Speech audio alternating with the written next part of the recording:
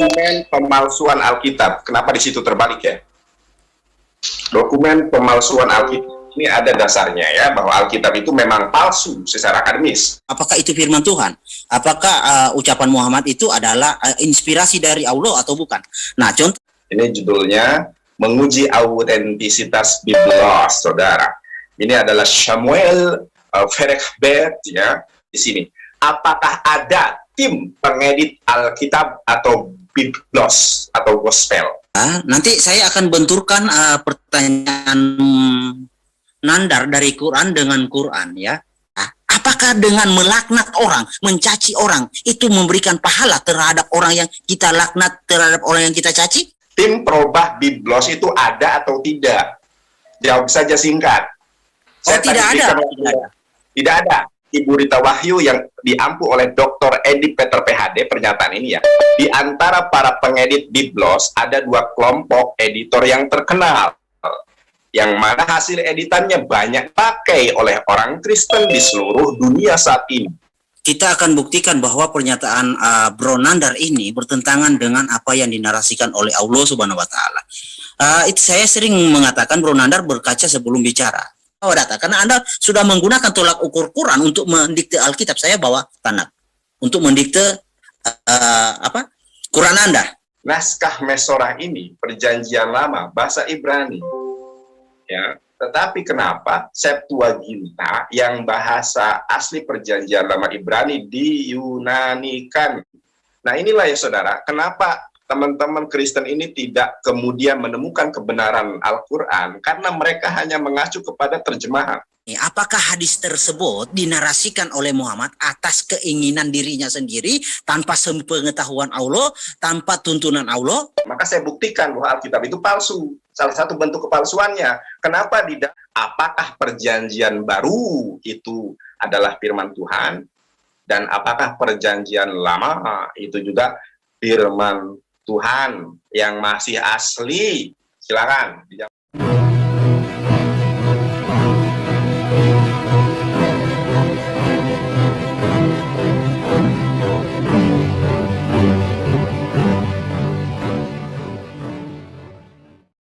Assalamualaikum warahmatullahi wabarakatuh.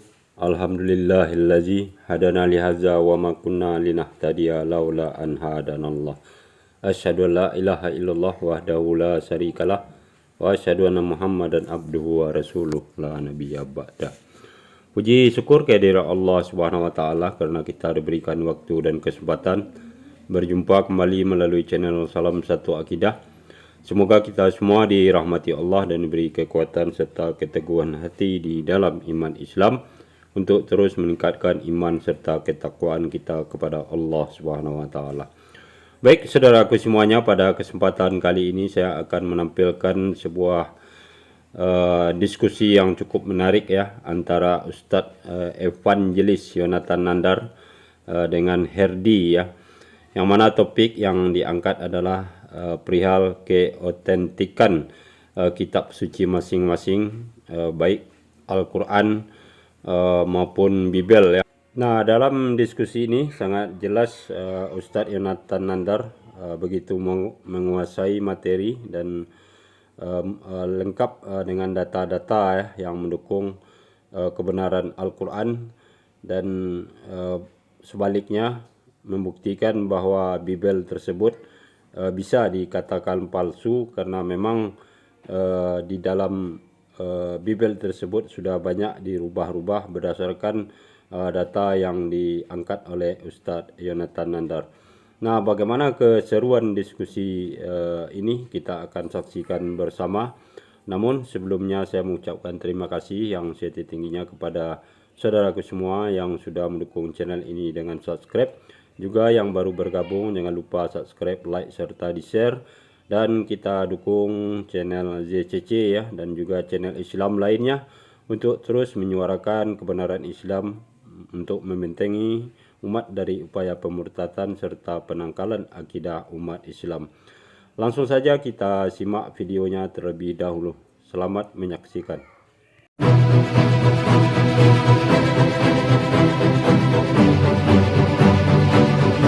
Kita akan membahas suatu tema yang mungkin ada faedahnya untuk kita semua umat manusia, yaitu tentang yang mana firman Tuhan, yang disebut firman Tuhan Alkitab atau Quran. Nah, tentu merujuk kepada yang namanya firman Tuhan itu adalah suatu yang menjelaskan atau menuntun ya, uraian-uraian yang menuntun manusia kepada kehendak yang diinginkan oleh Tuhan. Nah, saya rasa saya akan memulai dari situ pengenalan tentang firman Tuhan.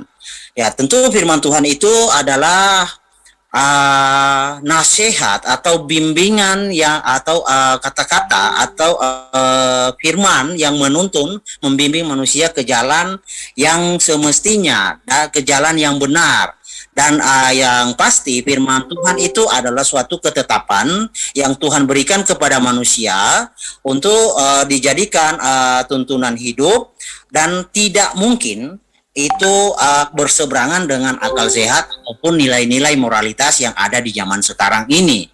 Ya, diawali dengan ini, perdebatan ini dengan bersama Bro Yonandar, Yonandar ya namanya, Nandar. Ya, Jonathan Nandar, sorry ya. Yonatan. Gimana bro? Evangelis Yonatan. Oh iya, oke.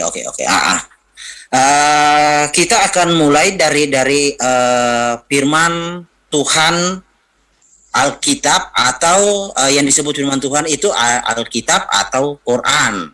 Nah, dari pembukaan ini cukup dulu, nanti kita ke sesi yang berikutnya. Tapi yang pasti poin dari firman Tuhan itu adalah suatu yang menuntun manusia ke jalan keselamatan atau menuntut manusia dari kegelapan kepada terang, menuntun manusia dari ketidak baik menjadi baik, dari sesuatu yang jahiliyah menjadi suatu yang lebih yang bernilai positif, yang bernilai apa yang di Tuhan inginkan. Nah, sekian dulu bro, lanjut nanti kita di sesi berikut. Bismillah, mana nih? Sudah? Oh, wajahku nggak ada ya. Bismillahirrahmanirrahim. Assalamualaikum warahmatullahi wabarakatuh.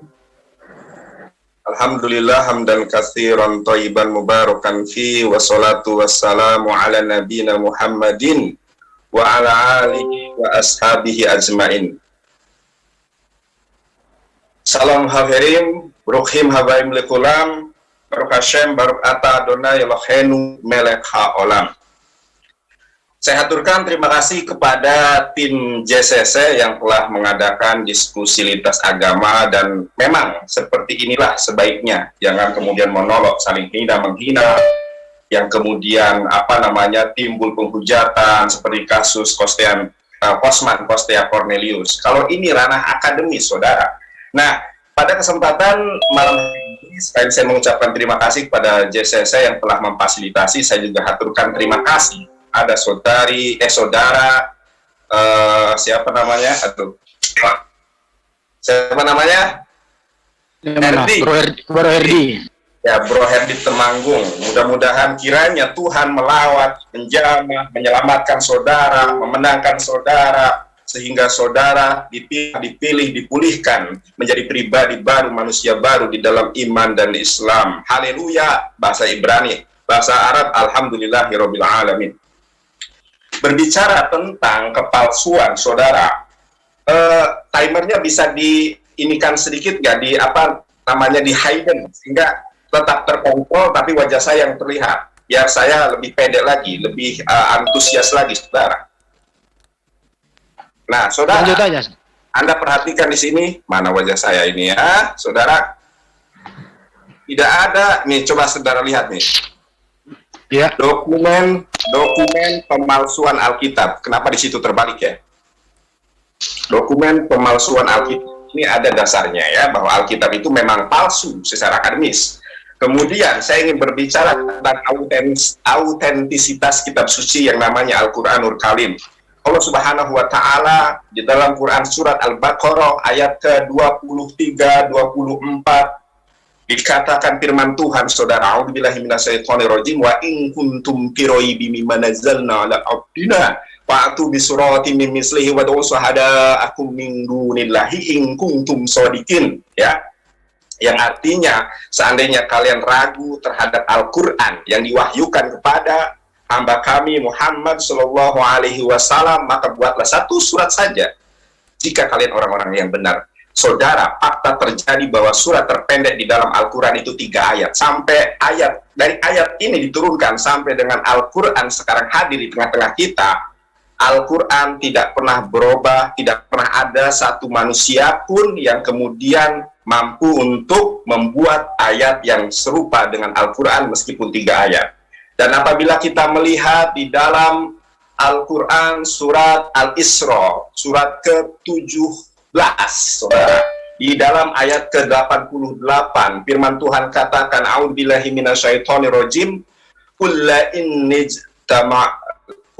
inijtama'atil insu wal jinnu ala ayyatu bimisli hadzal qur'ani la ya'tuna bimislihi walau kana ba'duhum li ba'din dhahira. Katakanlah, sesungguhnya jika manusia dan jin berkumpul untuk membuat yang serupa dengan Al-Quran ini, mereka tidak akan dapat membuat yang serupa dengannya. Sekali mereka saling bahu-membahu untuk membuat Al-Quran, saudara-saudari sekalian.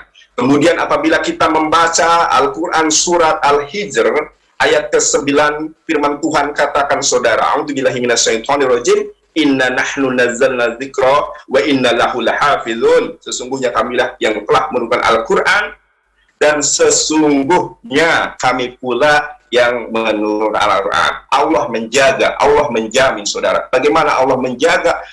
Bukan Allah tiba-tiba turun menjadi manusia, saudara. Allah menjaga Al-Quran dengan dari awalnya, dari mulanya Al-Quran dihafal oleh jutaan orang, saudara. Sehingga tidak ada satu manusia pun yang dapat merubah Al-Quran dengan cara Allah Subhanahu wa Ta'ala mengabadikan, mengkonsistensikan penjagaannya dengan hafalan. Hafalan yang mutawatir, yang sistematis, dan inilah kenapa saya katakan, saudara, sejak zaman Facebook, mungkin pertanyaan saya ini juga menjadi viral, saya katakan, saudara, seandainya manusia di muka bumi ini kehilangan kitab suci, agama apapun dia, kehilangan Torahnya, kehilangan gospelnya, kehilangan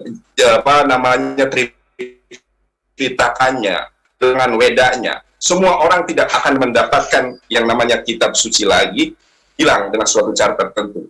Orang-orang tidak akan menemukan, tidak akan dapat memahami petunjuk itu kembali. Tetapi Al-Quran dalam tempo yang sesingkat-singkat, ya, 3 hari, 2 hari, 5 hari sudah ada kembali. Kenapa? Karena sudah dihafal oleh jutaan manusia. Oleh karenanya Al-Quran tidak bisa dirubah, Al-Quran tidak bisa diedit. Kenapa? Sekali edit satu diksi, satu kata saja itu akan ketahuan. Karena kenapa? Karena Al-Quran sudah dihafal oleh jutaan manusia. Mungkin yang harus saudara, sebentar, aduh, noise ini orang motor kok, Lanjut. Saudara, ya, saudara bisa lihat, ya, Quran surat Al-Isra 88, intonasinya saya lembutin ya, soalnya kan takut tetangga dengar.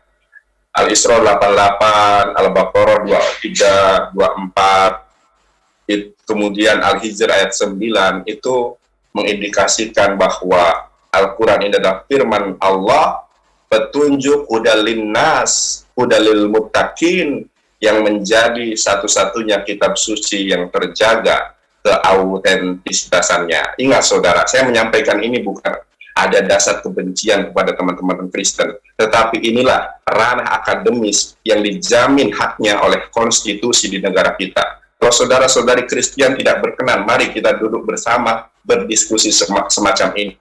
Jangan kemudian menghujat di forumnya sendiri tanpa ada counter. Disinilah tempatnya, di JCC. Mari kita bergandengan tangan supaya tidak terjadi disintegrasi sosial.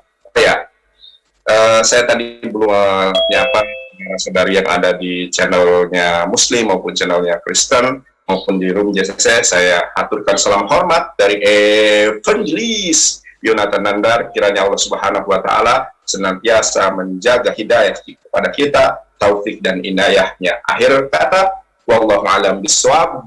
Assalamualaikum warahmatullahi wabarakatuh. Oke, jadi tentang apa yang menjadi topik kita, firman Tuhan, yang mana yang disebut firman Tuhan, Alkitab atau Quran. Nah, tentu kita bukan hanya merujuk kepada narasi, tetapi lebih mengerti atau memahami apa isinya. Nah, jika saya kasih analogi ya, jika ada tertulis begini, kamu boleh membunuh dapat pahala, apakah itu disebut firman Tuhan? Nah, hal-hal seperti itu harus kita kita diskusikan malam ini. Nah, lalu ada narasi, saya kasih contoh seperti ini, pemerintah mengajarkan kasihilah sesamamu manusia. Pastilah pemerintah mengajarkan seperti itu. Adat istiadat mengajarkan seperti itu. Kasihilah sesamamu, ya, baik-baiklah kalian sesama manusia.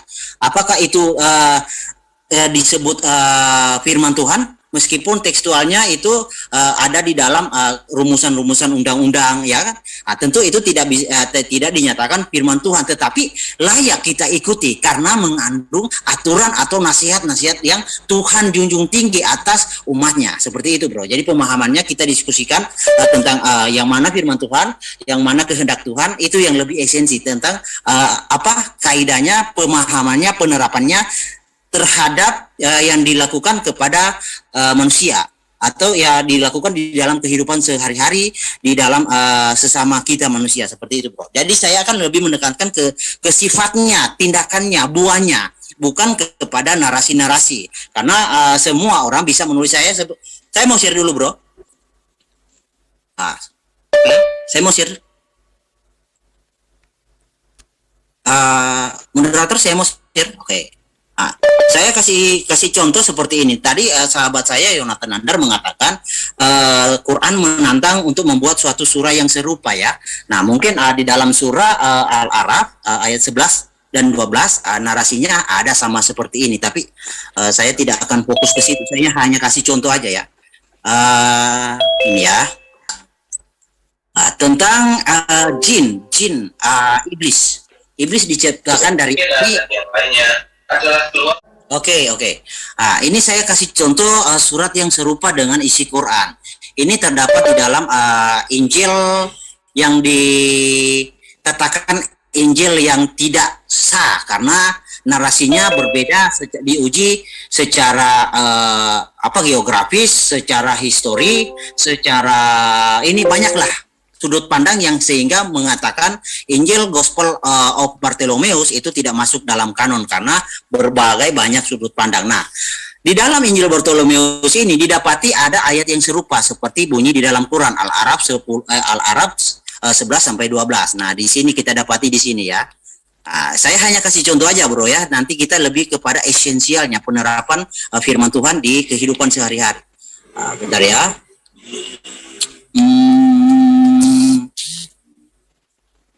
Oke, ya.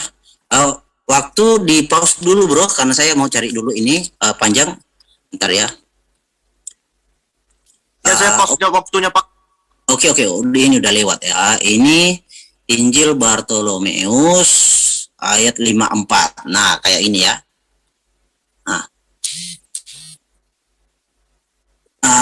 Dan ketika aku datang dari ujung, ini tentang iblis, ya. Kita baca mungkin dari atas, ya. Nantilah. Ini narasi iblis, ya. Dan ketika aku datang dari ujung bumi, Mikail berkata, sembahlah engkau gambar Allah yang telah dibuat menurut rupanya. Tetapi saya adalah iblis, ya. Di sini berkata, saya adalah dari api, ya. Saya adalah malaikat pertama yang dibentuk dan menyembah tanah liat dan materi. Oke.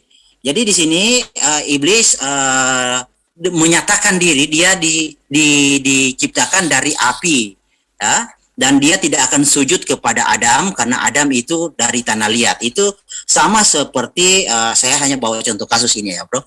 Al-Arab ya, bentar. Al-Arab 11, bentar. Aduh, lemot Bro, sorry ya. Dan perlu diketahui Injil Bartolomeus itu di abad ketiga ya. Itu ditulis abad ketiga, 7 ayat 11. Ya. Sesungguhnya kami telah menciptakan kamu, Adam, lalu kami bentuk tubuhmu, kemudian kami katakan kepada para malaikat, bersujudlah kamu kepada Adam, maka mereka pun sujud kecuali iblis. Dia tidak sujud termasuk mereka yang bersujud. Nah, klarifikasi iblis dengan surah yang Bartolomeus tadi kita baca ada di ayat 12 ini. Allah berfirman, apakah engkau menghalangimu untuk bersujud kepada Adam waktu aku menyuruhmu? Iblis menjawab, saya lebih baik daripadanya. Engkau ciptakan saya dari api, sedang dia engkau ciptakan dari tanah. Oke. Nah, ini sudah satu aja. Satu poin ada sudah cukup untuk membuktikan itu. Tetapi kita lebih pengenalan kepada firman Tuhan. Firman Tuhan itu pasti menuntun ya. Kita sepakat semua. Ya, jadi tentu tidak ada kawan-kawan yang tidak sepakat. Firman Tuhan itu tidak menuntun. Artinya firman Tuhan itu menuntun. Firman Tuhan itu nilai moralitasnya itu lebih tinggi dari apapun. Artinya kita akan mendiskusikan hal-hal yang berbentuk pengenalan dalam tema ini, firman Tuhan, mana yang firman Tuhan, Alkitab atau Al-Quran, dari pengajarannya. Nah, dari pengajarannya kita akan ketahui bahwa ini firman Tuhan, ya kan? Nah, kalau ada firman Tuhan yang mengajarkan membunuh, mendapat pahala, tentu kita akan menaruh nada curiga. Kok bisa ya? Itu disebut firman Tuhan. Sedangkan itu membunuh. Nah, membunuh mendapat pahala. Itu mungkin kita akan diskusikan malam ini. Nah, saya kasih contoh satu saja dah. Saya mau share lagi, Bro. Saya mau bawa data. Oke, ya. Nah, saya mau coba buka hadis ya. Nah, nanti kawan-kawan yang nilai apakah itu firman Tuhan atau bukan. Kawan-kawan yang nilai. Karena saya lebih pengenalan firman Tuhan dari pengajarannya. Itu lebih pas untuk kita diskusikan. Kalau hanya sebatas narasi, seperti contoh saya di awal, ya, Darimi ya. Darimi. Jadi HR Darimi adalah praktisi Sunni. Hadis riwayat Darimi 2014. Jadi dia orang Sunni, bukan Syiah. Nah, di sini dikatakan, di sini dikatakan Muhammad ya berkata, tidaklah bersinah orang yang bersinah ketika ia bersinah dalam keadaan beriman, dan tidaklah mencuri orang yang mencuri ketika mencuri ia dalam keadaan beriman, dan tidaklah minum arak ketika ia minum arak ia dalam keadaan beriman. Rujuk dari sini, apakah ini firman Tuhan? Tentu ada klarifikasi Muhammad. Semua yang keluar dari mulutnya adalah kebenaran. Nah, kalau kawan-kawan Islam mau mencerca atau mendetail tentang kata kebenaran, tentu kalian akan merujuk kepada Allah Subhanahu wa taala kan? Nah, apakah itu yang di ayat ini yang diucapkan oleh Muhammad ini adalah firman dari Allah atau inspirasi dari Allah? Nah, nanti kawan-kawan bisa jawab. Masih ada waktu saya, Bro? Timer gimana? Halo? Timer gimana, timer? Timer nggak kelihatan. Timernya timernya pada dikikin semua, kenapa ya, Bang Jul? Gimana? Hah? Semuanya pada di remove, kenapa ya? Siapa yang remote? Share screen soalnya si Herdi. Kan ada yang share screen. Gak apa-apa. Pokoknya di Ada yang remote ini loh. Nggak ada yang remote. Ya. Timernya masih ada. Timer berapa? Tinggal berapa menit? 1 menit. 1 menit, Bro Erdi. Lanjut. Ayo lanjut.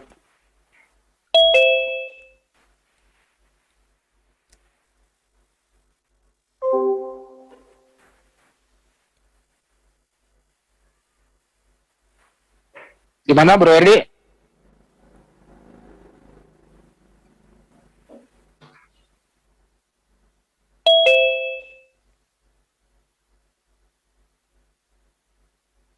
Oh, kok ke mute, Bro? Halo?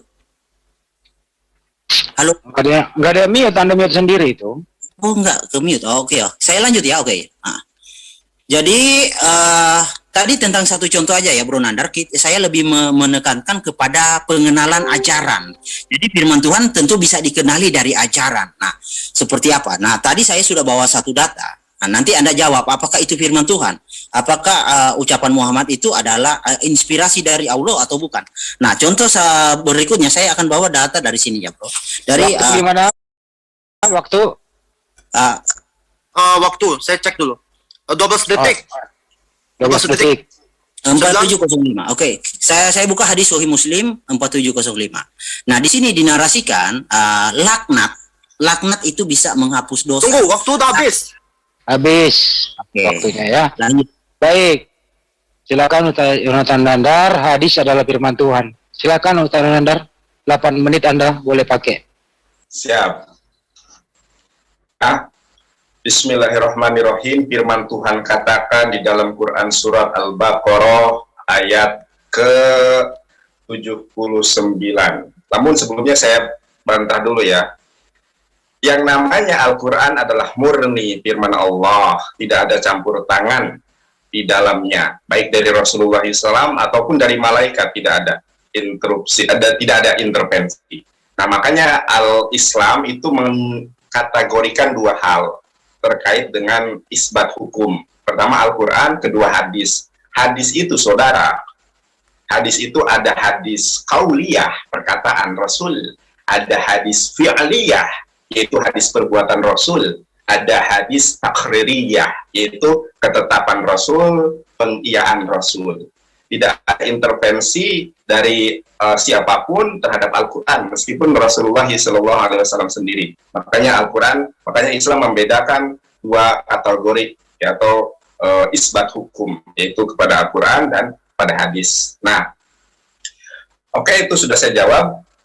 Dan apa yang disampaikan oleh Rasul itu adalah wahyu. Wa ma yantiqu anil hawa in huwa illa wahyu, saudara. Dan firman Tuhan dikatakan dalam Al-Qur'an surat Al-Baqarah 79 ayat Al-Baqarah 79 ya. A'udzubillahi minasyaitonir rajim. Fawailul lil ladzina yaksubuna al-kitaba bi'aidihim thumma yaquluna hadza min 'indillah liyastaru bihi thamanan qalila. Fawailul lahum mimma katabat aydihim wa wailul lahum ma yaksibun. Maka kecelakaan besarlah bagi orang-orang yang telah menulis Alkitab atau Biblos dengan tangan-tangan mereka sendiri, saudara. Lalu mereka mengatakan ini dari Allah. Sebetulnya pembahasan tentang autentisitas kitab suci ini, saudara, ini adalah sangat berat. Sekelas doktor, profesor, teologi pun ngacir. Gracia Fellow bukan doktor, ngacir dia, saudara. Oke, saya akan membuktikan kepada saudara bahwa ini adalah memang pembahasan yang berat bagi teman-teman Kristen. Kita buktikan Quran Surat Al-Baqarah ayat ke-79 ini. Betulkah Alkitab ini ada intervensi asing, yaitu dari tangan-tangan manusia? Saya boleh share screen? Mohon di stop dulu timernya, maksudnya di hidden, boleh, saudara. Ya, silakan. Oke, saya screen, saudara. Mohon dipantau terus waktunya. Kalau saya kelebihan, bisa di-stop ya.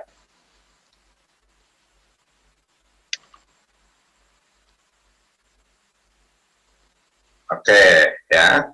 Ini judulnya, Menguji Autentisitas Biblos, saudara. Ini adalah Samuel Ferekbet, ya. Ferekbet, ya. Yaitu pasal ke-2 Samuel, pasal kedua. Pasal ke-24 ayat ke-13. Di sini dikatakan Bismillah ar-Rahman ar-Rahim. Fayyabogad el-dafi fayyagid lo fayyomer lo hatabo leha sheba shanim. Perhatikan saudara, di situ ada kata sheba shanim. Kita sampai situ aja dulu, nanti kita bahas ini ya saudara. Nah, ini 2 Samuel 24 ayat ke-13 yang tadi saya bacakan. Ini yang di atas adalah naskah teks Mesorah, saudara, yaitu perjanjian lama di dalam bahasa Ibrani. Sedangkan yang di bawahnya ini adalah, yang LXT ini adalah perjanjian lama di dalam naskah. Aduh, sebentar, ada noise. di dalam naskah Septuaginta. Coba saudara perhatikan, di dalam naskah Mesorah pasal ke-24 ayat ke-13 ini, hattabo leha sheba shanim 7 eha sne slos arba hamis shashi sheba 7. Sheba itu diterjemahkan ke dalam bahasa apapun, tidak ada kemudian padanan katanya, ada semua, bukan kosakata yang sulit. Ini hitungan saudara, 1, 2, 3, 4, 5, 6, 7 gitu kan. Kalau dalam bahasa Inggrisnya 1, 2, 3, 4, 5, 6, 7, kata yang mudah untuk diterjemahkan. Tetapi kenapa saudara di dalam terjemahan Alkitab Indonesia menjadi 3 tahun? Nah, ternyata 3 tahun ini menurut Dr. Pascalis Edwin yang ada di foto ini mengacu ke dalam naskah Septuaginta. Naskah Septuaginta itu adalah perjanjian lama bahasa Ibrani diyunanikan. Yang menjadi pertanyaan bagi saya adalah Al-Quran menyatakan fawailul lilladzina yaktubuna al-kitaba bi'aidihim tsumma yaquluna hadza min indillah. Kecelakaan besar bagi yang menulis biblos dengan tangan mereka sendiri lalu mereka mengatakan dari Allah, padahal bukan dari Allah.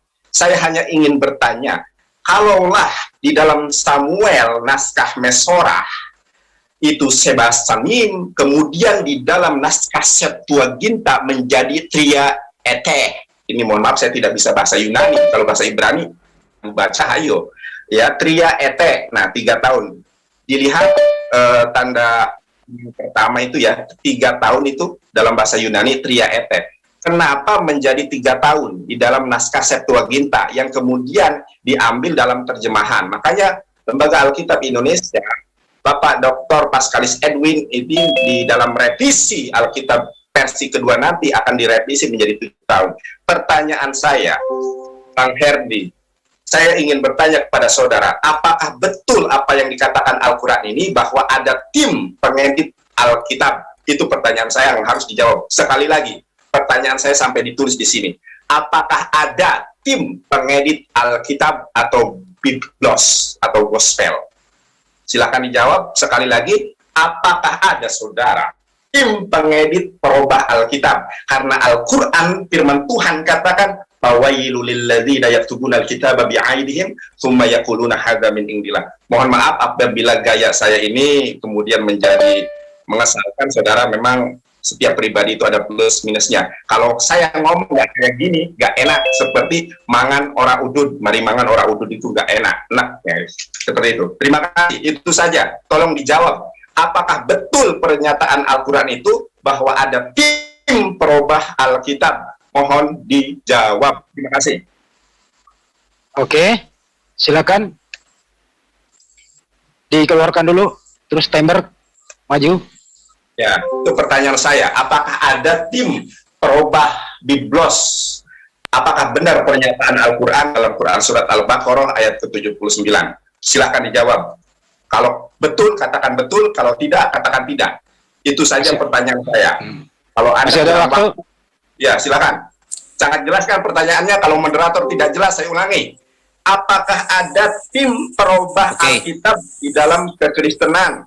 Karena Al-Quran nyatakan bahwa ada tim perubah ayat-ayat Biblos. Sebagaimana Quran Surat kedua Al-Baqarah ayat ke-79. Terima kasih. Baik, terima kasih. Tunggu sebentar. Silakan timer. Dimunculkan dulu. Bro Herdi, silakan. Waktu berjalan. Monggo.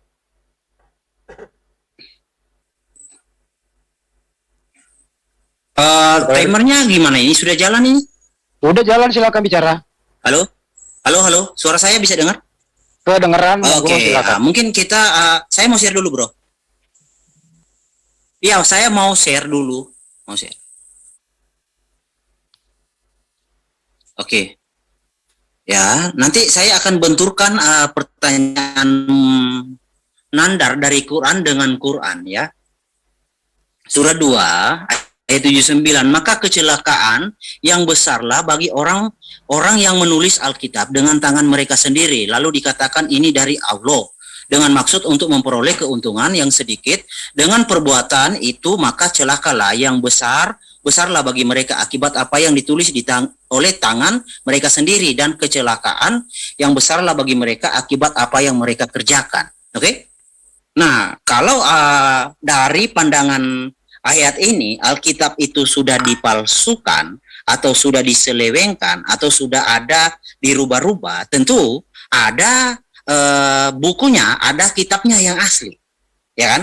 Ada kitabnya yang asli, tentu. Nah, kalau Bro Nandar hanya sebatas menuduh tanpa bisa membuktikan, ya, itu sama aja orang yang memfitnah. Nah, saya akan buktikan dengan data Quran juga, bahwa Quran itu tidak pernah menarasikan hal-hal yang demikian. Bahkan narasi Quran itu tumpang tindih satu sama lain, ya. Seperti di dalam surah 4 ayat 136, ya.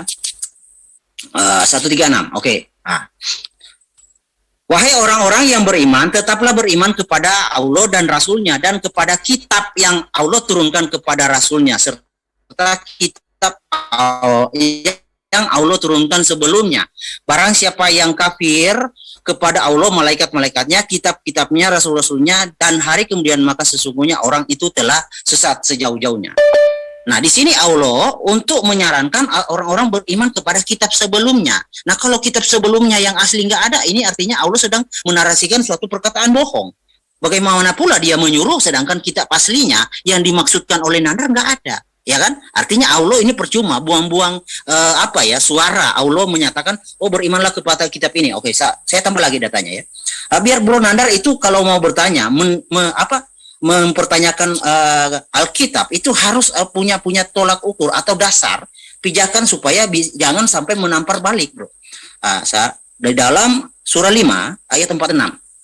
Nah, di sini dikatakan, dan kami iringkan jejak mereka, nabi-nabi Bani Israel dengan Isa putra Maryam membenarkan kitab yang sebelumnya, yaitu Taurat, dan kami telah memberikan memberikan kepadanya kitab Injil. Nah, di sini Isa katanya diberikan kitab Injil, sedang di dalamnya ada petunjuk dan cahaya yang menerangi. Nah, di dalam kitab Injil menurut Allah di sini ada petunjuk kepada cahaya yang menerangi dan membenarkan kitab yang sebelumnya, yaitu kitab Taurat, dan menjadi petunjuk serta pengajaran untuk orang-orang yang bertakwa. Nah, kalau ini kitabnya tidak ada, ya kenapa Allah menarasikan sesuatu perkataan yang tidak ada? Artinya kan percuma. Artinya Allah kan bohong. Ya kan? Artinya dengan menarasikan hal ini, Allah tentu akan mampu menjaganya kitab Taurat dan Injil dengan narasi seperti ini, dengan bunyi narasi seperti ini. Kalau Allah tidak mampu menjaga, berarti apa? Ya kan? Jadi percuma Anda mau mendepak Injil, mau mendepak Alkitab dengan narasi-narasi seperti itu. Banyak sekali di dalam Quran pembenaran Alkitab, Injil dan Taurat. Jadi itu sama dengan menampar diri Anda sendiri. Ya, contoh seperti ini. Saya kasih bawa data dari Quran 1, ya. Nah, tapi Bro Nandar, saya pengujiannya bukan tentang hal-hal begini, ini remeh-temeh. Saya lebih kepada pengenalan ajarannya.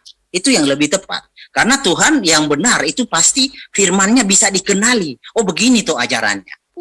Nah, di dalam surah Al-A'raf 157 di sini. Nah, ya, Nandar mungkin orang-orang yang mengikuti Rasul, Nabi yang umi, yang namanya mereka dapati tertulis di dalam Taurat dan Injil yang ada di sisi mereka. Ini perintah oleh Allah. Katanya nama Muhammad ada tertulis di dalam Taurat dan Injil. Nah, kalau Alkitab, kalau Taurat dan Injil, ya, itu dipalsukan, ngapain lagi menyuruh hal-hal demikian? Kalau Alkitab, Taurat dan Injil ada aslinya, lalu di mana? Artinya Allah sini sedang menarasikan sesuatu ucapan yang percuma, yang tidak ada artinya. Karena narasi Allah di sini tidak mungkin bisa dibuktikan kalau memang narasinya bunyinya seperti ini. Ya kan? Jadi Bro Nandar harus maksudnya berkaca dulu sebelum ngomong, karena dalil-dalil dalam Quran mungkin hanya 1-2 yang mengatakan hal seperti itu. Tetapi itu sejarahnya Bro Nandar harus baca bahwa itu tentang penafsiran, bukan tekstual.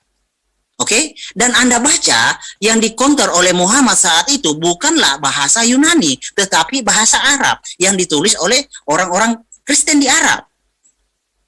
Ya kan? Yang dikonter adalah terjemahannya. Mungkinkah Allah dan Muhammad terjebak dalam terjemahannya? Ya mungkin saja. Oke. Jadi di dalam saya tambah lagi datanya, ya. Di dalam surah 3 ayat 3 ya. Ayat 3.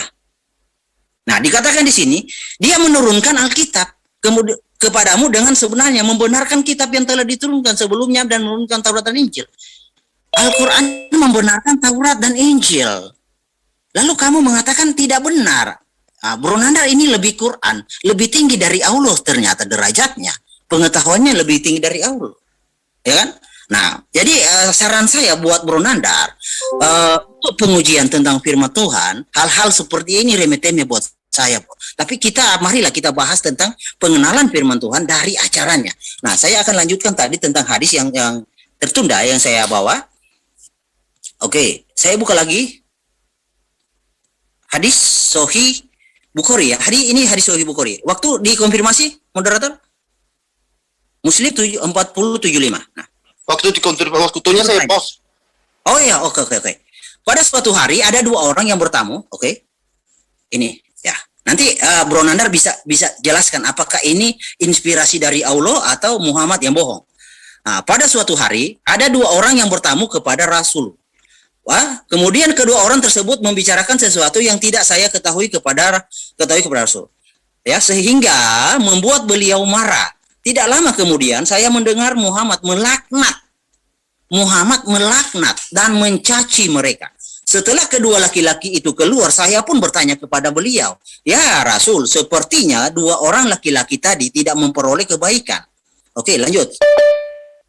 Jadi yang benar seperti ini Bro Nandar, pengujian itu firman Tuhan atau bukan. Sebagaimana yang diperoleh oleh orang lain, Rasul balik bertanya, apakah maksudnya ya Aisyah? Ini Muhammad dengan Aisyah. Aisyah menjawab, maksud saya engkau Muhammad telah melaknat dan mencaci maki kedua orang tersebut. Lalu Muhammad bersabda, hai Aisyah, tidak tahukah kamu apa yang pernah saya syaratkan kepada Tuhanku? Ingat, ini dia menyebut Allah. Tidak tahukah kamu apa yang pernah saya syaratkan kepada Allah Subhanahu wa taala? Sesungguhnya aku telah memohon, ya Allah, aku hanyalah seorang manusia. Jika ada seorang muslim yang aku laknat dan aku maki, maka jadikanlah hal tersebut sebagai penebus dosa dan pahala baginya. Oke, pertanyaan saya, apakah dengan melaknat orang, mencaci orang, itu memberikan pahala terhadap orang yang kita laknat, terhadap orang yang kita caci? Nah, itu mungkin Anda bisa tanyakan dalam lubuk hati Anda. Benar nggak ini inspirasi dari Tuhan? Waktu masih ada? Berapa menit lagi, timer? Timer, oke, aku jalankan timernya. Masih 7 menit. Oh, Loh, masih 2 menit dari tadi kok. Loh, dari tadi 7 menit, astagfirullah. Handle timer yang benar dong. Masa 7 menit? Ya, mau ya, Dari tadi. timernya jangan pause. Aku soalnya sih lagi belajar. oh, Duh, tolong di handle sama ini dong, JCC Oke. dong. Ini timernya. Ya oke, timer nanti kembali ke JCC ya. Ini tolong, kayaknya udah terlalu panjang tuh. Udah terlalu panjang oke, berarti ya. lanjut aja Bro, lanjut. Oke, Oke, baik. Orang pertanyaan saya itu sangat jelas ya. Sampai saya tulis nih pertanyaan saya ini. Apakah ada tim pengedit Alkitab, Biblos? Sekarang saya pengen jawab simpel aja. Bang Herdi, ada tidak tim perubah Alkitab atau Biblos? Mohon dijawab dulu. Soalnya tadi sudah saya sampaikan 2 menit, yang diberikan 8 menit itu hanya untuk mempertegas, begitu ya. Ada nggak tim pengedit Biblos atau perubah Alkitab sebagaimana Al-Baqarah 79 ayat Quran surat Al-Baqarah ayat ke-79. Ada nggak tim perubah Biblos? Bang Herdi, jawab ada atau tidak saja. Halo? Bisa direspon Bro Herdi nggak apa-apa? Oh, bisa aja. Oh, itu harus dijawab sekarang. Ya. Oke. Ya, nggak, jawab saja ada atau tidak. Perubah tim perubah Biblos itu ada atau tidak? Jawab saja singkat. Oh, tidak ada. Tidak ada. Tidak ada, lanjut Ustaz. Tidak ada. Harus Lanjut. Oh, tidak ada teman-teman ya. Saya sudah katakan saudara, firman Tuhan ini pasti tergenapi. Al-Quran nyatakan, padahal Nabi Muhammad SAW itu tidak ngerti bahasa Ibrani, ya. Tetapi dia kok tahu bahwa Biblos itu sudah dirubah oleh tim perubah Alkitab. Oke, saya buktikan kepada saudara-saudari sekalian ya. Biar kita berbicara tentang fakta, bukan fitnah. Ya, coba perhatikan di sini. Saya belum ke situ ya. Ini dari, saudara perhatikan di sini, ini dari Ibu Rita Wahyu. Jadi bisa kita ini ya, pegang kata-katanya. Soalnya beliau juga ahli Ibrani. Menguji keorisinalan Alkitab, ini judulnya. Coba cari aja. Pengampunya Dr. Edi Peter PhD. Wow, dari luar negeri, coba. Di antara, nah tadi Herdi mengatakan tidak ada tim perubah Alkitab, sedangkan Al-Quran nyatakan ada yang merubah Alkitab atau gospel itu. Benar nggak? Biarkan Ibu Rita Wahyu yang diampu oleh Dr. Edi Peter PhD, pernyataan ini ya. Di antara para pengedit Biblos, ada 2 kelompok editor yang terkenal. Yang mana hasil editannya banyak pakai oleh orang Kristen di seluruh dunia saat ini. Mereka adalah Westcott Hort dan Desiderius Erasmus. Westcott Hort dan pengikutnya menghasilkan Alkitab Perjanjian Baru yang disebut dengan critical text. Sedangkan Desiderius Erasmus dan pengikutnya menghasilkan kitab PB yang disebut dengan Textus Receptum. Dari 2 teks yang dihasilkan di atas ternyata memiliki perbedaan-perbedaan yang mencolok, yang mana critical text banyak melakukan penghapusan kata. Masya Allah, Sadaqallahul Azim, maha benar Allah atas firman-Nya katakan bahwa memang ada penghapusan kata. Ini ya, perhatikan ya saudara, kalau bila perlu diperbesar nih, sharing saya, perubahan arti kata-kata tertentu, ayat-ayat tertentu, maupun bagian tertentu di dalam Biblos. Critical text menyerang doktrin evangelical, penginjil berarti menyerang saya. Dan Textus Receptus justru sebaliknya mempertahankan dengan gigi. Kritik teks diedit dan digunakan oleh orang-orang liberal, sedangkan Textus Receptus diedit dan digunakan oleh orang-orang Injil konservatif. Ini saudara, saya berdasarkan data, bisa dicek sendiri di Sarapan Pagi Biblika dengan judul menguji keautentisitasan Alkitab, atau di sini keorisinalan Alkitab ya, yang pengampunya doktor, bukan sembarangan orang. Kembali ke menguji autentisitas kitab suci. Di sini saya bacakan Bismillah ar-Rahman ar-Rahim. Fayabogad El David Fayaged Lo Fayomer Lo Hatabo Leha Sheba Shanim Ra'a Be'ar Shaha Im Slosa Hadasim Nusha Livne Shareha Wehu Rod Feha We'ib Heyot Sloshet Yamim. Nah, saudara, di sini ini adalah naskah Mesora, teks Mesora, bisa dicek di dalam Sefaria. Ini saya ambil dari Sefaria ya, saudara. Nah, di dalam naskah Septuaginta di sini 3 tahun. Ada perubahan di situ, saudara ya. Sudah saya tadi jelaskan, tidak perlu diulangi. Yang jelas Al-Quran sudah menyatakan ada tim perubah Biblos, ternyata benar adanya, saudara. Nah, ini juga ada pahala hurus. Nah, mungkin saudara-saudara kenal dengan jamaah tabligh ya. Itu kan suka melakukan hurus 3 hari, 7 hari, dan seterusnya.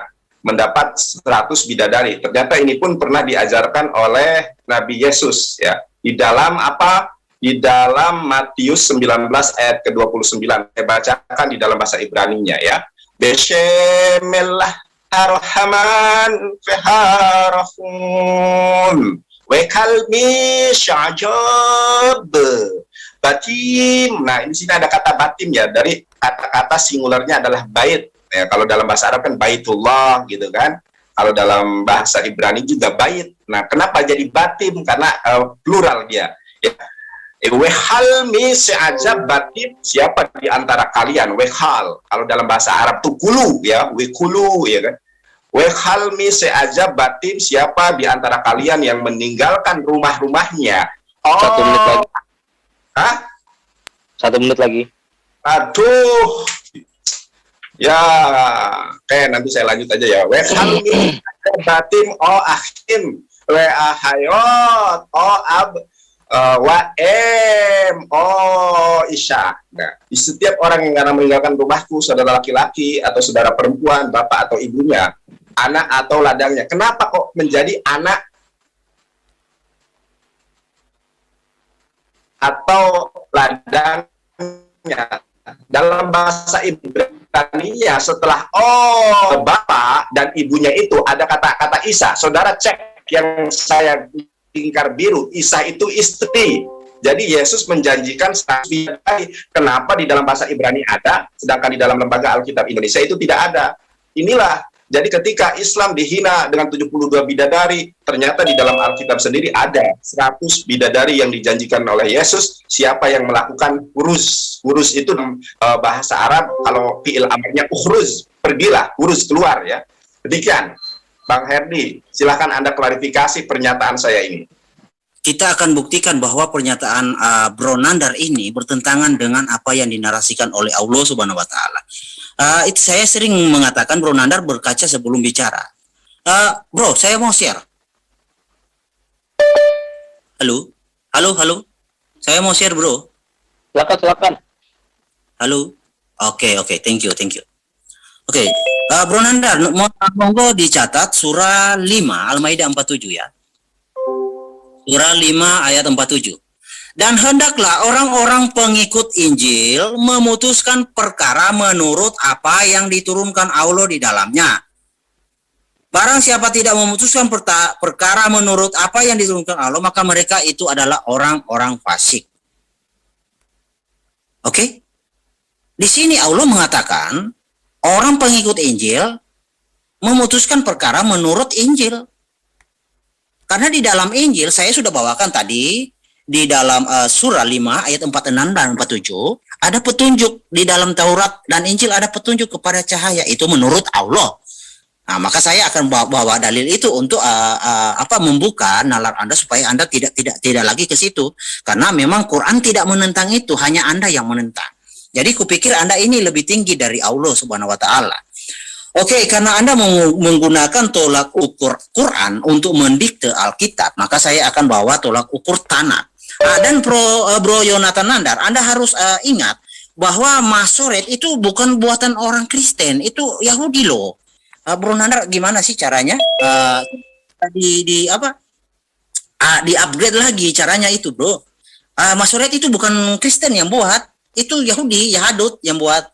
Oke. Kita buka di dalam Mazmur ya. Mazmur 147 ayatnya ke-19. Oke.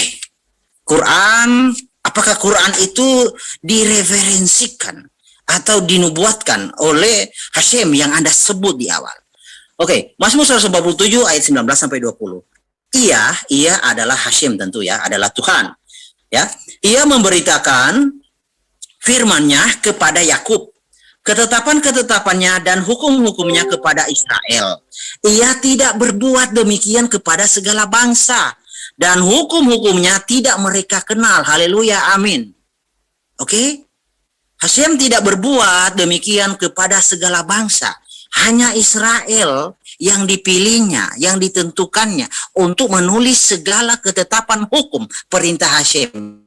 Nah, Quran itu apa? Oke, lanjut lagi, kita bawa data. Karena Anda sudah menggunakan tolak ukur Quran untuk mendikte Alkitab, saya bawa Tanakh untuk mendikte Quran Anda. Oke, kita buka lagi di Amos. Ya. Amos 3 ayat 1 dan 2. Oke. Dengarlah firman ini yang diucapkan Tuhan tentang kamu, hai orang Israel, tentang segenap kaum yang telah kutuntun keluar dari tanah Mesir. Bunyinya, hanya kamu yang ku kenal, hanya kamu, hanya Israel yang dikenal oleh Hasyim dari segala kaum di muka bumi. Sebab itu aku akan menghukum kamu karena segala kesalahan. Jadi Bro Nandar, poinnya yang saya tekankan, hanya Israel yang dikenal oleh Hasyim. Di dalam Mazmur hanya Israel yang ditetapkan oleh Tuhan untuk menulis hukum perintah ketetapan Hasyim. Tuhan tidak berbuat begitu kepada segala bangsa. Jelas di dalam Mazmur. Nah, Anda harus berkaca mulai sekarang kenapa Arab bisa. Artinya, apakah mungkin Hasyim itu lupa dengan perkataannya? Apakah Hasyim tidak komitmen? Tentu tidak. Oke. Saya tambah datanya lagi ya. Di dalam Ulangan 7 ayat 6. Oke. Ulangan 7 ayat 6. Ya. Ulangan 7 ayat 6. Oke. Sebab engkaulah umat yang kudus, Israel ya, yang dimaksud. Bagi Tuhan Allahmu, engkaulah yang dipilih oleh Tuhan Allahmu dari segala bangsa di atas muka bumi ini untuk menjadi umat kesayangannya. Oke, sampai di situ. Timer masih ada? Tapi saya tidak terlalu menekankan di dalam perdebatan kita, Bro Nandar, dalam hal-hal yang remeh-temeh begitu. Saya lebih menekankan 3 menit lagi, Her. 3 menit. Ya? 3 menit. 3 menit. Hmm. Oke. Nah, soal tadi, Bro, mungkin saya nggak sempat dengar. Apakah Anda pernah mengkonfirmasi apakah melaknat itu adalah titah Tuhan? Tentu Anda harus mengatakan itu karena Muhammad sudah mengkonfirmasi, mensyaratkan itu kepada Allah Subhanahu wa taala. Untuk laknat, pelaknatan atau penghinaan itu seseorang mendapat pahala, mendapat berkat. Nah, seperti itu kayak yang Anda sebut firman Tuhan. Nah, makanya saya ajak Anda untuk mengenali firman Tuhan. Mana yang firman Tuhan yang benar, itu dari ajarannya. Itu sudah pasti kita bisa temukan. Tapi kalau Anda hanya bersembunyi di dalam kritik teks, tadi Anda sudah menyinggung tentang kritik teks, Bro. Tapi topiknya bukan tentang kritik teks. Mazmur berapa? 14 ayat ke-20 ya? 147. Oh, 147. Itu dari ajarannya. Itu sudah pasti kita bisa temukan. Tapi kalau Anda hanya bersembunyi di dalam kritik teks, tadi Anda sudah menyinggung tentang kritik teks, Bro. Tapi topiknya bukan tentang kritik teks. Mazmur berapa? 14 ayat ke-20 ya? 147. Oh, 147 ya. Iya, Lanjut. oke. Lanjut. Di sini dikatakan bahwa Muhammad ketika menghina, melaknat orang tersebut, dosanya itu sebagai penghapus dosa, sebagai pelebur dosa, kata Muhammad. Pelebur dosa, dan itu adalah pahala. Kok bisa dilaknat itu dosanya ditebus, dilebur, atau mendapat pahala? Ini mungkin sesuatu yang keliru kalau kita menganggap ini ajaran Tuhan. Lalu tentang surah 3 ayat 19 dikatakan di sana bahwa tidak ada agama yang diridhoi di sisi Allah selain agama Islam. Nah, konsekuensi dari ayat itu cukup mengerikan kalau kita kaji lebih mendalam, ya. Karena begini, di situ berbicara organisasi, anggaplah kita sebut organisasi Islam, ya. Di situ berbicara Islam, suatu organisasi. Nah, di dalam suatu organisasi tentu kita tidak akan bisa mengenal sifat-sifat orang, mengetahui perbuatannya seperti apa. Tentu di dalam perbuatan-perbuatan itu ada perbuatan baik, ada perbuatan yang tidak baik, ada perbuatan yang sangat jahat sekali. Nah, kalau 1 menit lagi. Oke, kalau menurut ayat itu, maka konsekuensi logis dalam penalaran logis ayat itu, maka orang mau sejenis penjahat apapun dia masuk ke dalam surga asalkan dia labelnya Islam. Nah, hal-hal seperti ini tentu tidak mencerminkan itu yang namanya ajaran Tuhan. Karena Tuhan itu sangat membenci sifat dosa. Nah, maka mungkin saya sedikit sejarah. Adam diusir dari dan Hawa dari Taman Eden karena berbuat dosa. Bagaimana mungkin Adam diusir karena dosa lalu Tuhan memasukkan orang berzina, orang pembunuh, membunuh dapat pahala, orang dia pelaknat, orang pengutuk itu masuk dalam surga. Ini sesuatu yang keliru.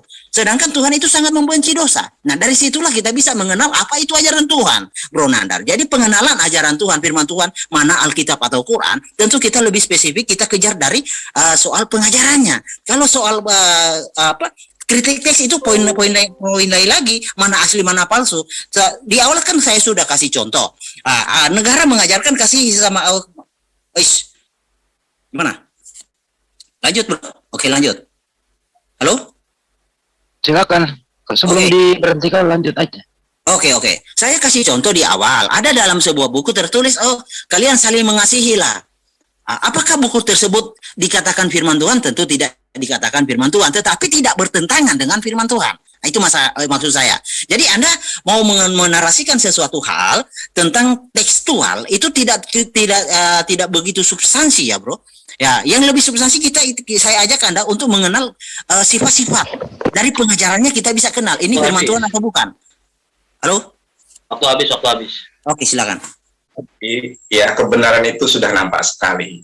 Sebagaimana firman Tuhan katakan, sorry ya, tadi ada yang bilang Yonatan Nandar liberal, bukan. Evangelis Yonatan Nandar ini adalah Islam Ahlus Sunnah wal Jamaah. Jadi saya bukan liberal, ya. Jadi firman Tuhan katakan di dalam Al-Quran, wa qul ja'al haqqu wa jahaqal batil innal batila kana zahuqa. Ketika Islam, Al-Quran, Muhammad datang, maka yang batil itu pasti lenyap. Ya, karena itu kebenaran Nabi Muhammad SAW itu. Kemudian di dalam Al-Quran surat Al-Baqarah ayat ke-256 Al-Quran, Allah Subhanahu wa taala berfirman, la ikraha fiddin. Tidak ada paksaan di dalam Islam itu agar masuk Islam. Tetapi firman Tuhan katakan, qad tabayyana rusdu minal ghoi. Tetapi yang benar tampaklah kebenarannya. Tadi Bro Herdi itu dengan sangat sangat percaya diri.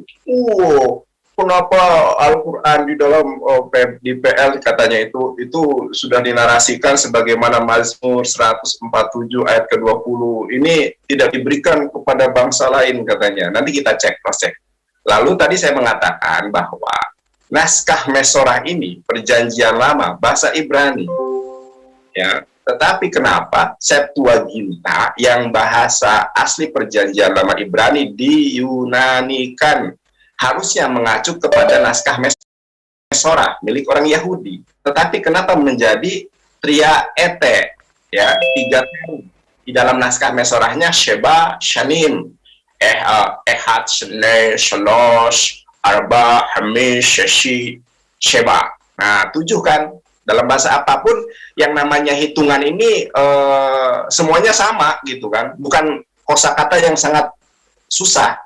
Lalu kita buktikan kepada Bro Herdi, betul tidak pernyataannya itu tadi. Makanya pentingnya menguasai bahasa Ibrani ini, saudara, agar kita tahu dia itu berbicara berdasarkan terjemahan, beneha targum, atau original teks. Kita lihat original teksnya. Ya, saya mengingatkan kepada saudara-saudara sekalian, ini ayat yang baru saya cek gitu ya, dalam bahasa Ibrani, dan ternyata benar dugaan saya. Ada kesalahan terjemahan di situ, saudara. Oke. Nah, ini kan ayat yang dimaksud oleh Herdi itu, ya. Shalom atau Mizmor, ini Mizmor Ferek Ashrim, pasal ke-20. Sebentar saya ingin, apa ini saudara? Ini sudah share screen kan belum ya? Udah ya? Halo? Sudah. Sudah. Aduh, gimana cara melingkari itu ya? Sebentar ya. Cara melingkari gimana sih? Lupa lagi aku. Sebentar. Ada pen itu tergantung warna apa? Ya, enggak. Ya makanya aku naruhnya, caranya gimana ini? Pen tuh. Oke, nah gini aja.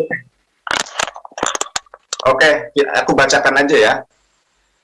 Di dalam Mizmor pasal ke-147 ayat ke-20, di sini dikatakan lo asyakhen lehol goy. Nah ini, ya kan? Di sini Herdi, ini goy itu satu pribadi. Goy, makanya orang Yahudi mengatakan di luar bangsa Yahudi, ini ada noise ini, saya kalau ada noise, sorry, mohon maaf ya. Di dalam keyahudian, di luar bangsa Yahudi itu namanya goyim, bangsa, goyim. Kalau pribadi, goy. Sekarang saya mau tanya, itu kenapa diterjemahkan menjadi nation, sedangkan di dalam original teksnya, Allah asyahen lehol goy, bukan goyim. Ya, Gimel, Faf, Yud, Goy, bukan Mem, Sofit. Kecuali di situ katakan Lo, Asya, Khen, Lehol, Goyim. Nah inilah ya saudara, kenapa teman-teman Kristen ini tidak kemudian menemukan kebenaran Al-Quran, karena mereka hanya mengacu kepada terjemahan. Di dalam original teksnya ternyata di sini adalah Goy, bukan Goyim. Yang menguasai Hebrew, tanya Shuaib, tanya Yishak, tanya Bang Ethan, Bang Indra Moshe, tanya kepada mereka, benar nggak perkataan saya? Perkataan saya menyatakan bahwa satu pribadi dalam keyahudian, di luar Yahudi itu Goy. Kalau satu bangsa saudara itu Goyim. Mudah-mudahan Bang Hedri mendapatkan hidayah Allah. Karena Al-Quran itu Nabi Muhammad sudah sangat jelas diwartakan di dalam Injil Matius 21 ayat ke-42-43, ya, kerajaan Allah akan dicabut dari bangsa Yahudi, akan diberikan kepada seorang, siapa? Muhammad Shallallahu Alaihi Wasallam. Oleh karenanya Al-Quran mengatakan apa? Di dalam surat As-Saff itu, Wa idh qala Isa ibnu Maryam ya bani Israil inni rasulullah ilaikum musaddiqan lima baina yadayya minat taurati wa mubasysyiran bi rasulin ya'ti min ba'di ismuhu Ahmad. Itu saya tidak akan terpancing untuk kemudian membahas tentang Assalamualaikum, selamat malam. lagi debat hak to hak, Pak. Mohon maaf, Pak. Ya. Jadi saya ingin mengatakan, Bang Herdi, Anda tolong pahami dulu Alkitab saudara. Saya berbicara tentang Alkitab itu sudah dipalsu, bukan berdasarkan kebencian, tetapi ini ranahnya akademis. Saya punya satu buku, boleh Anda cari, ini dokumen pemalsuan Alkitab. Ini banyak dokumen di dalamnya, bukan kepalsuan Alkitab. Masih ada waktu saya? Kalau ada, saya lanjutkan.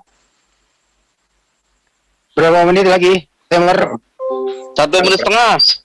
Oke, 1 menit setengah. Jadi saudara, nanti sesi berikutnya saya akan jelaskan. Sangat jelas sekali. Sebelum kita berbicara hadis, tetapi yang dilampirkan terjemahan mulu. Harusnya saudara belajar bahasa Arab gitu kan. Nggak ada, Anda dilarang belajar bahasa Arab meskipun Anda Kristen. Saya aja Muslim belajar bahasa Ibrani. Sekarang Ibrani belajar ke bahasa Aramaik. Nanti Yunani, nanti bahasa Inggris. Untuk apa? Untuk saudara paham bahwa inna dina indallahil Islam, agama yang benar di sisi Allah hanyalah Islam. Saya itu sejak kuliah itu kuliah hukum, tetapi kerjaan atau mainan saya itu ke gereja-gereja saya. Kenapa? Untuk saudara, agar saya juga menemukan Islam sebagai kebenaran ini adalah untuk apa, saudara? Saya itu ke gereja sini, ke sana. Itu saya temukan kebenaran Islam itu dari pergumulan ketika ke gereja-gereja itu. Dan itu membuktikan bahwa apa yang ada di dalam Al-Quran, apa yang di dalam Islam itu adalah kebenaran. Gitu ya, saudara. Ini karena waktunya 1 menit lagi, saya biar tidak tanggung nanti di sesi berikutnya. Cuma itu saja, Bang Herdi, pahami original teks agar Anda memahami. Terima kasih, silakan. Oke, saya rasa tidak perlu saya bertanya karena ini sudah alur battle ya, saling bantah, saling jawab dan Nggak usah pakai 2 menit bertanya aja, biar dijawab. Sebaliknya begitu, silakan. Jangan gitu bro, jangan gitu. Saya mau mengcounter dan menjawab. Nanti gantian kamu ada waktunya untuk menjawab.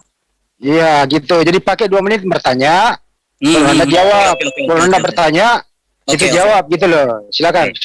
Jadi saya pengen tanya, dari semua yang hadis saya bawa, apakah Muhammad itu mengucapkan itu atas kehendaknya sendiri, atau apakah perkataan Muhammad di dalam hadis itu bukanlah suatu kebenaran? Apakah perkataan Muhammad di dalam suatu hadis itu adalah kebohongan yang berlawanan dengan maksud dan tujuan Allah atas umat Islam? Itu yang pertanyaan saya. Oke, pertanyaan singkat. Dia bertanya tentang Ya. Bisa diulang pertanyaannya, Bro Herdi? Masih ada waktu. Ya, oke. Jadi pertanyaan saya begini, apakah hadis tersebut dinarasikan oleh Muhammad atas keinginan dirinya sendiri, tanpa sepengetahuan Allah, tanpa tuntunan Allah? Atau apa yang dinarasikan oleh Muhammad itu di dalam hadis yang saya bawakan, ada berapa hadis tadi itu adalah sebuah kebohongan? Coba dijawab. Oke. Baik. Dia bertanya tentang hadis, tidak bertanya tentang firman Tuhan. Silakan Bro Nander, 8 menit untuk menjawab. Semoga dimengerti pertanyaannya. Monggo. Oke, tampilkan wajah saya itu Hayden.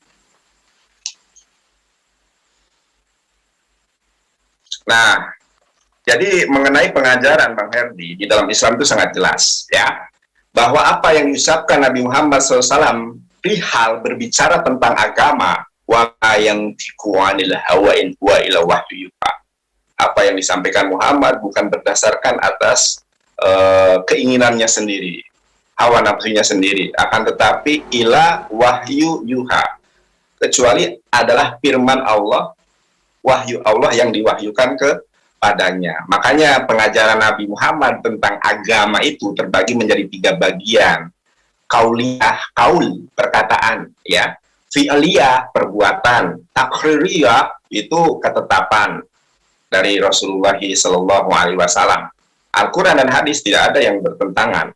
Nah, kalau bertentangan, makanya kenapa teman-teman Kristen ini tidak menemukan kebenaran? Cuma terjemahan sini, hadisnya itu hadis apa? Hadis sahih, hadis apa? Nggak mau tahu. Coba dulu ini terbuka, Anda belajar ya bahasa Arab, Anda belajar bahasa Ibrani, biar tahu naskahnya seperti apa dan teks aslinya seperti apa, maksudnya bagaimana. Ketika berbicara tentang hadis, hadis itu sangat pelik sekali. Ada disiplin ilmunya. Anda harus menguasai ulumul hadis, mustalah hadis, ya, asbabul wurud. Kalau Al-Quran asbabun nuzul, kalau hadis asbabul wurud. Ada matan. Anda tahu tidak syarat hadis sahih itu apa saja? Kan nggak tahu, gitu. Tapi berbicara tentang hadis tidak masalah.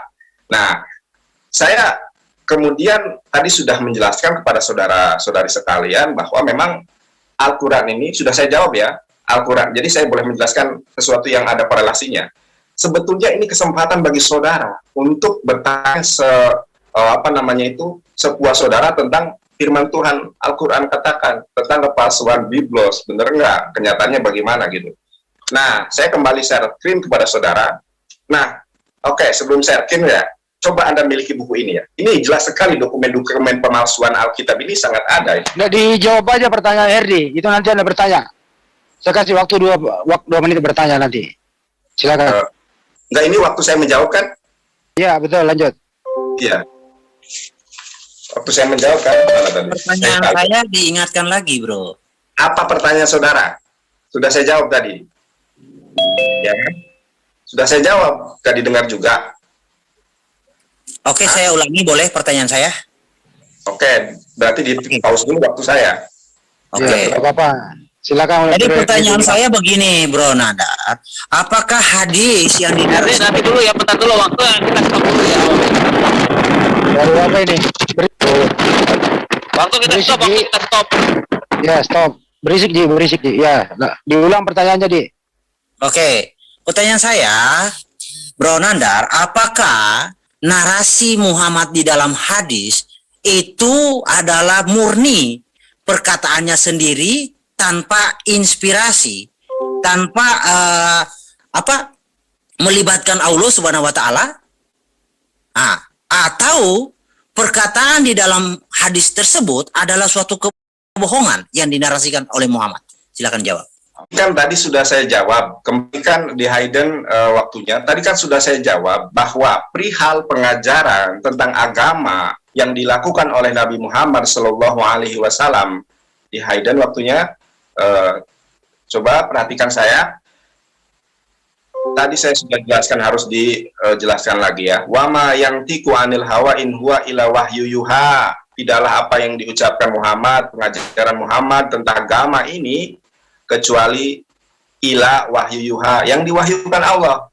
Ini sudah saya jawab loh. Anda tuh balik lagi waktu saya akhirnya terbengkalai.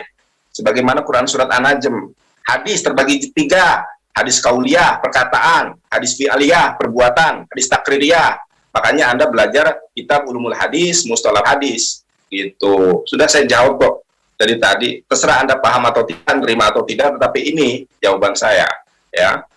Nah, saya akan jawab lagi atau memberikan jawaban yang masih berkorelasi. Al-Quran sudah sangat jelas ya. Tolong di stop, bukan di stop ya, di Hayden. Saya mau share screen ini. Di Hayden dulu, bisa screen. Hayden ya, aku mau share screen ya. Silakan. Di Hayden, aku mau share screen. Oke, 1, 2. Mana set? Nah, ini ya. Palsuan Alkitab itu sangat banyak ya. Ini 2 Samuel tadi sudah saya jelaskan tentang hurus ya. Hurus bil amar sudah saya jelaskan. Pahala hurus mendapat 100 bidadari tetapi dihilangkan. Ini kita berbicara tentang Alkitab itu firman Tuhan atau bukan. Al-Quran itu adalah firman Tuhan atau bukan. Formula di dalam hukum positif, hukum perdata, barang siapa menyatakan maka berkewajiban untuk membuktikannya. Maka saya buktikan bahwa Alkitab itu palsu. Salah satu bentuk kepalsuannya, kenapa di dalam naskah yang berbahasa Ibrani ada Isah. Isah itu istri, bisa cek saudara ya. Coba lihat yang saya lingkari biru itu, Isah ya. Alef, Shin, He, ya kan. istri, tetapi di dalam terjemahan lain kok nggak ada istri. Kenapa? Takut sama bidadari. Bidadari itu enak. Saya sebagai laki-laki normal suka wanita. Nah, saudara perhatikan ini. Injil Markus 16 dalam manuskrip tertua hanya berhenti pada ayat ke-8. Tidak terdapat pada kodeks Vatikanus, tidak terdapat di dalam kodeks Sinaiticus, tidak terdapat di dalam kodeks Bobiensis. Ditambahkan 12 ayat pada kodeks Alexandrinus abad ke-5.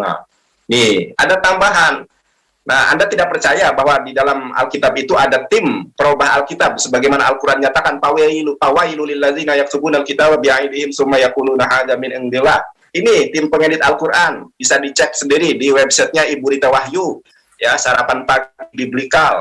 Ada 2 pengedit Alkitab. Di sini dijelaskan ya. Dari 2 teks di atas ternyata memiliki perbedaan-perbedaan yang mencolok. Nah, ada penghapusan kata, perubahan arti-arti kata tertentu. Sudah dirubah Alkitab ini. Ini menurut Ibu Rita Wahyu dengan pengampu Dr. Edi Peter PhD. Jadi nggak bisa dibantah lagi data saya. Mudah-mudahan Herdi mendapatkan hidayah Allah Subhanahu wa Ta'ala, saudara. Nah, ini ya, sudah jelas tuh. Akhir Injil Markus di dalam kodeks ini akhirnya sampai ayat ke-8. Kenapa kok ditambahi? Nah, saudara. Kemudian, nih, di dalam Biblos Persilai, Markus 16 ayat ke-8, itu berhenti sampai pada kata evontogar, ya, yang artinya karena takut. Coba perhatikan lingkaran biru yang saya lingkari. Itu ada kata tacinya. Nah, Kodeks Textus Receptus, kata taci hanya ada di dalam Kodeks Textus Receptus. Lalu PR mengutip dari mana? Itu pertanyaan saya, ya. Untuk Anda semua. Itu kok ada kata taci? Ini dikutip, diambil, dicomot dari kodeks mana? Kodeks Vatikanus nggak ada, kodeks Sinaiticus nggak ada, kodeks Alexandrinus nggak ada, kodeks Bobiensis nggak ada. Nah, ini sangat sekali. Saya berbicara berdasarkan data dan sangat mudah untuk dipahami bahwa Alkitab memang sudah dirubah, dan yang mengklarifikasi ini adalah teologi Kristenan itu sendiri. Saya mengutip dari Biblikal Sarapan Pagi Ibu Rita Wahyu, menguji autentisitasan kitab suci, ya, Alkitab. Ada 2 editing, ya, merubah kata, menghapus kata, namanya Westport, Desiderius Erasmus. Ini sangat jelas nih. Nah, ini akhir Injil Markus sampai ayat ke-8. Kenapa ditambahi? Jangankan Bro Herdi, dokter yang, mohon maaf, saya sebut namanya, Dr. Muriwalianto Yatmatalu, kemudian yang lainnya juga tidak mampu menjawab pertanyaan saya ini. Begitu, sangat jelas di sini. Kemudian ini di dalam naskah Septuaginta ada kata 3 tahun. Septuaginta bahasa Perjanjian Lama yang diyunanikan. Ini mengutip dari mana kok menjadi triaete? Dalam bahasa Ibraninya Sheba, Shanim, 7. Nah, wah, itu susah padanan katanya. Hitungan itu di dalam semua bahasa nggak ada yang sulit, nggak ada yang kemudian pro kontra atau nggak ada padanan katanya. 1, 2, 3, 4, 5, 6, 7 bahasa 1 Indonesia. menit lagi. Dalam bahasa Inggrisnya 1, 2, 3, 4, 5, 6, 7 sama, itu kan. Dalam bahasa Arab, dalam bahasa Ibrani, Ehad, Shnei, Shalosh, Arba, Hamish, Shashi, Sheba. Kenapa terjemahkan menjadi triaete 3 tahun? Itu. Ini naskah Septuaginta. Dalam naskah Mesora, ya, punya Yahudi itu 7 tahun. Itu harusnya mengacu kepada yang lebih awal, Sheba, Sanim, 7 tahun. Makanya Pak Dr. Pascalis Edwin mengatakan 3 tahun itu akan direvisi jadi 7 tahun. Apabila kitab suci dirubah, direvisi, dihapus katanya, bukan kata saya, saudara. Ini nih, silahkan Anda cek sendiri nih. Judulnya sudah saya lampirkan, menguji keoriginalan Alkitab di Sarapan Pagi Biblika, pengampunya oleh Dr. Edi Peter PhD. Ada 2 pengedit Alkitab, ya. Ada penghapusan kata dan lain sebagainya. Di sini sangat jelas, ya. Banyak melakukan penghapusan kata, perubahan. Artinya apa? Al-Quran nyatakan benar. Fawailul lilladzina yaktubuna al-kitaba bi'aidihim tsumma yaquluna hadza min indillah. Kecelakaanlah yang merubah Alkitab, Biblos dengan tangan-tangan mereka sendiri, lalu mereka katakan dari Allah. Habis, waktu habis. Dah. Oke, waktu habis. Timer siapkan 2 menit dulu. Siapkan 2 menit. Oke, Ustaz Nadar pakai 2 menit untuk bertanya singkat ke Bro Herdi. Bro Herdi jawab 8 menit. Silakan Ustaz Nadar bertanya 2 menit. Silakan. Oke, saya bertanya singkat aja. Apakah perjanjian baru dan perjanjian lama itu adalah firman Tuhan atau tangan manusia? Pertanyaan saya sangat singkat. Apakah perjanjian baru itu adalah firman Tuhan?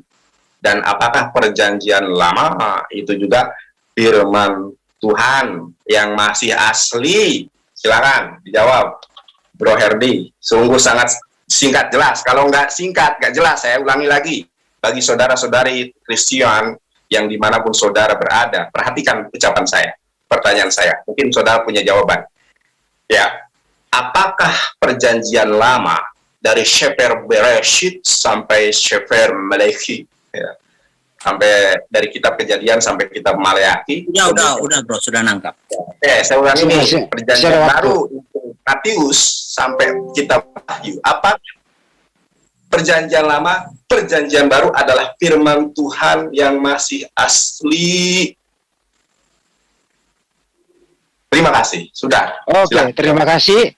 Oke. Pertanyaannya jelas. Sebentar, Berdi. Disiapkan dulu 8 menit untuk Anda. Sebentar. Oke, Berdi, silakan. 8 menit berjalan. Oke.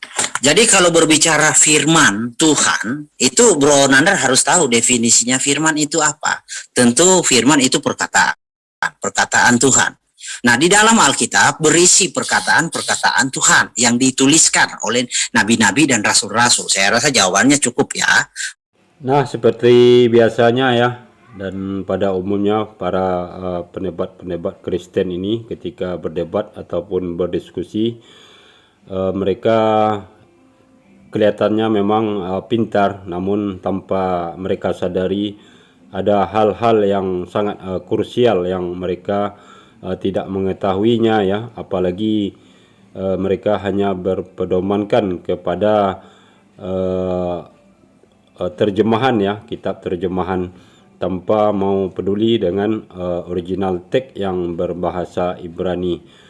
Kemudian juga di dalam mengkritisi Al-Quran serta hadis ya, sementara mereka sendiri benar-benar buta tentang Al-Quran, karena Al-Quran mustahil akan dipahami oleh seseorang kalau tidak mengetahui asbabun nuzulnya ya, karena setiap ayat di dalam Al-Quran itu mempunyai latar belakang sebab diturunkan ayat, dan tentu itu akan mengartikan